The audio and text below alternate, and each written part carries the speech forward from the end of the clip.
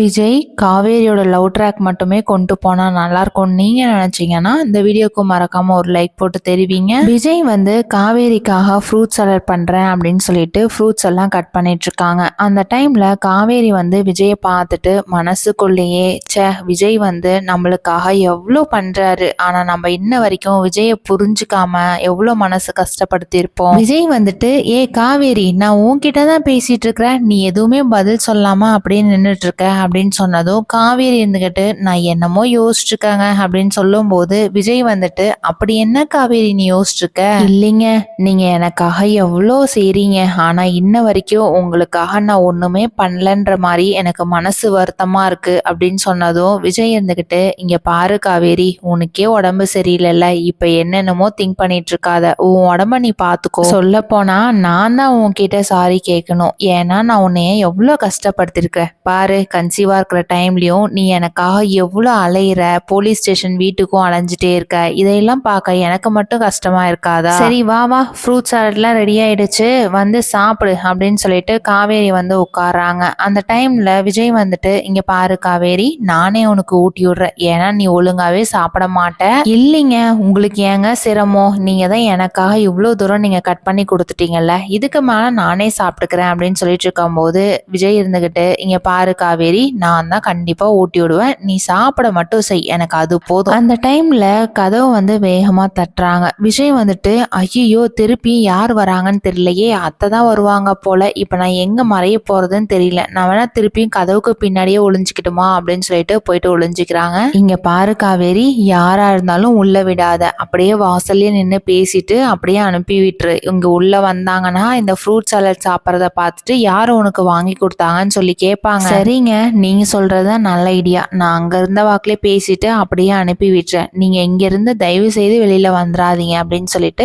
காவேரி போயிட்டு கதவு திறந்து விடுறாங்க. அந்த டைம்ல சாரதா வந்துட்டு என்னடி பண்ணிட்டு இருக்க, எப்ப பார்த்தாலும் கதவை தாள் போட்டுட்டு உள்ளவே இருக்கிற, நீ தனியா தானே இருக்கிற, நாங்க பக்கத்துலயே தானே இருக்கிறோம், ஏன் இந்த கதவு திறந்து வச்சாதான் என்ன, அம்மா இல்லம்மா நானே தெரியாம தூங்கிட்டேனா, அதனாலதான் சரி எதுக்கு கதவு திறந்து வச்சுட்டு அப்படின்னு சொல்லிட்டு நானே சாத்தி வச்சிருக்கிறேன் அப்படின்னு சொல்லி சொல்றாங்க. சாரதா வந்து பேசிக்கிட்டே உள்ள வராங்க. அம்மா அம்மா இப்ப எதுக்குமா உள்ள போறீங்க, எனக்கு இருக்கிற அம்மா உங்களுக்கும் ஒட்டிக்கிச்சுன்னா அப்ப உங்க உடம்பும் பாதிக்கும்ல, ஏமா தேவையில்லாம, நீங்க ஃபர்ஸ்ட் வெளியில வாங்க அப்படின்னு சொல்லிட்டு கூப்பிடுறாங்க. சாரதா இருந்துகிட்டு இவ ஒரு மார்க்கமாவே தான் இருக்கா, என்னன்னு தெரியலையே, சரி இந்தாடி உனக்கு சாப்பாடு எடுத்துட்டு வந்தேன், நீ சாப்பிட்டு ரெஸ்ட் எடு, நானும் என் வீட்டுல போயிட்டு வேலை இருக்கு நான் போறேன் அப்படின்னு சொல்லிட்டு சாரதா வெளியில இருந்த வாக்குலயே அப்படியே கிளம்பிடுறாங்க. விஜய் வந்துட்டு திருப்பியும் வெளியில வந்து காவேரிக்கு ஊட்டிட்டு இருக்காங்க. காவேரி இருந்துகிட்டு எனக்கு போதுங்க, எதுக்குங்க இவ்வளோ நீங்க ஊட்டிகிட்டே இருக்கீங்க அப்படின்னு சொல்லிட்டு இருக்கும் போது விஜய் இருந்துகிட்டு இங்க பாரு காவேரி,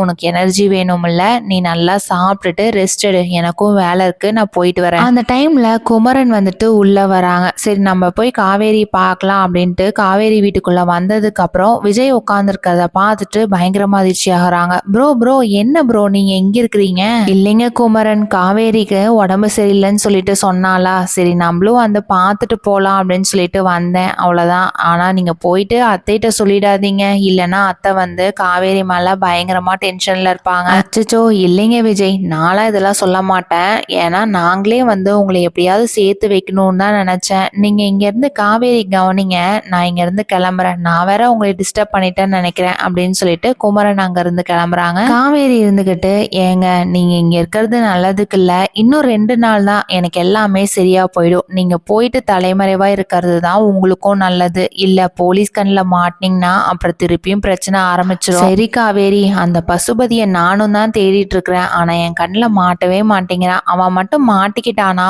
உண்மை என்னங்கிறது வெளியில வந்துடும், ஆனா என்ன பண்றதுனே தெரியலையே, நான் போயிட்டு உனக்காக ஹாஸ்பிட்டலுக்கு போனேன்ல, அப்ப நிவினும் குமரனும் அங்கதான் வந்து பசுபதியை தேடிட்டு இருந்தாங்க, ஆனா அங்க வந்து பசுபதி இல்லை, அதனால நானும் அந்த டைம்ல நிவினை பார்த்து பேசிட்டு இருக்கும் போது நிவின் கிட்ட வந்து கேட்டேன், வெண்ணிலாவை போய் பாத்தீங்களா என்னாச்சு அப்படின்னு சொல்லிட்டு நான் கேட்டேன், ஆனா நிவின் இருந்துகிட்டு வெண்ணிலாவுக்கு எந்த ஒரு இம்ப்ரூவ்மெண்ட்டுமே இல்லை அப்படின்ற மாதிரி சொன்னாங்க. எனக்கு என்னமோ காவேரி, வெண்ணிலா வேணா கண் முழிச்சானா உண்மை என்னங்கிறத சொல்லுவாள், அதுக்காக தான் நானும் வெயிட் பண்றேன், அவ மட்டும் கண்ணு முழிச்சானா எந்த ஒரு பிரச்சனையும் இருக்காது, எல்லா பிரச்சனையும் சால்வ் ஆயிடும், ஆனா அவ கண் முழிக்கவே மாட்டேங்கிறாளே, இப்ப என்ன பண்றதுனே தெரியலையே அப்படின்றாங்க. காவேரி இருந்துகிட்டு நீங்க எதுக்காகவும் கவலைப்படாதீங்க, நீங்க போயிட்டு ஒரு இடத்துல இருங்க, ஆட்டோமேட்டிக்கா எல்லா வேலையும் சால்வ் ஆகுதா இல்லையான்னு மட்டும் பாருங்க. அப்படி இல்லைன்னா உங்க கண்ணிலேயே பசுபதி மாட்ட தான் போறான். சரி காவேரி, நீயும் ரெஸ்ட் எடு, நானும் இங்க இருந்து கிளம்புறேன் அப்படின்னு சொல்லிட்டு விஜய் அங்க இருந்து கிளம்புறாங்க. கீழே போனதுக்கு அப்புறம் மாமி வந்துட்டு விஜய் கிட்ட, ஏன் விஜய், காவேரிக்கு உடம்பு எப்படி இருக்கு அப்படின்னு சொல்லிட்டு விசாரிச்சுட்டு இருக்காங்க. அந்த டைம்ல விஜய் இருந்துகிட்டு, காவேரி கொஞ்சம் டயர்டா தான் இருக்கா, அவ வந்து ரெஸ்ட் எடுத்துட்டு இருக்கா, நான் இப்ப எனக்கு வேலை இருக்கு, நான் கிளம்பி போறேன் அப்படின்னு சொல்றாங்க. அதுக்கு மாமி இருந்துகிட்டு, நீ ஒன்றும் கவலைப்படாத, இன்னும் 2 நாளையில சரியா போயிடும், நல்லாயிடுச்சுன்னா சரிங்க தான் மாமி, நீங்களும் அப்படியே காவேரியை பார்த்துக்கோங்க, நான் இங்க இருந்து கிளம்புறேன் அப்படின்னு சொல்லிட்டு விஜய் அங்க இருந்து கிளம்புறாங்க. நிவின் வந்துட்டு விஜய்க்கு கால் பண்றாங்க. விஜய், நீங்க எங்க இருக்கீங்க, இப்போ உடனே கிளம்பி வாங்க நான் சொல்ற இடத்துக்கு அப்படின்னு சொன்னதும் விஜய் அங்க இருந்து கிளம்பி போறாங்க.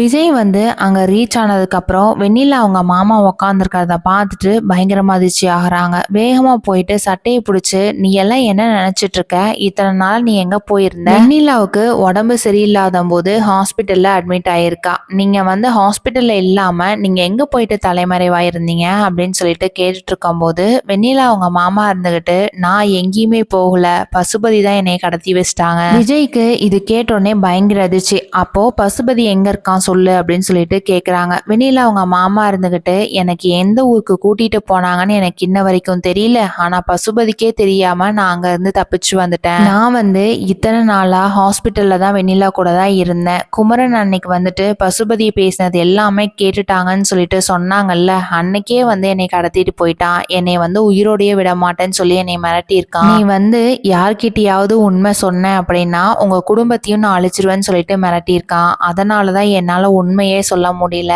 இப்ப கடத்தின இடத்துலயும் நான் அங்க இருந்து தப்பிச்சு வந்துட்டேன். இனி நம்ம ஊருக்கே போயிடலாம் வெண்ணிலாவுக்கு சரியானதுக்கு அப்புறம் அப்படின்ற மாதிரி தப்பிச்சு வந்துட்டேன். பசுபதி கண்ணில் திருப்பி நான் மாட்டினேன், அவ்வளவுதான், என்னை உயிரோடையே விடமாட்டான். ப்ளீஸ் விஜய், நீங்களாவது என்னை காப்பாத்துங்க.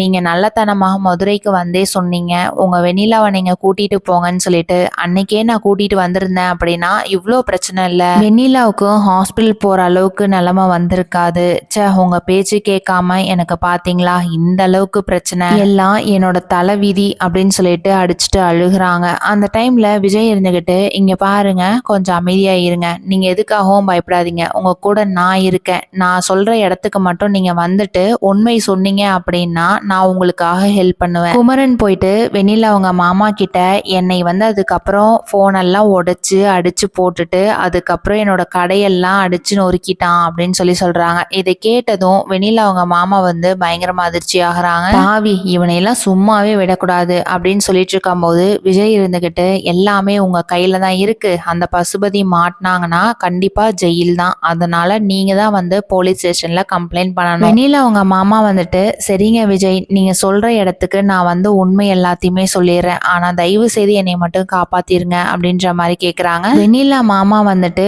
போலீஸ் கிட்ட உண்மை சொல்றாங்களா இல்ல அதுக்குள்ள பசுபதி கண்ணில் மாட்டுறாங்களா என்னங்கிறத நம்ம எல்லாரும் வெயிட் பண்ணி பார்க்கலாம். நம்ம சேனல்ல பிடிச்சிருந்தா சப்ஸ்கிரைப் பண்ணிக்கோங்க. தேங்க்யூ.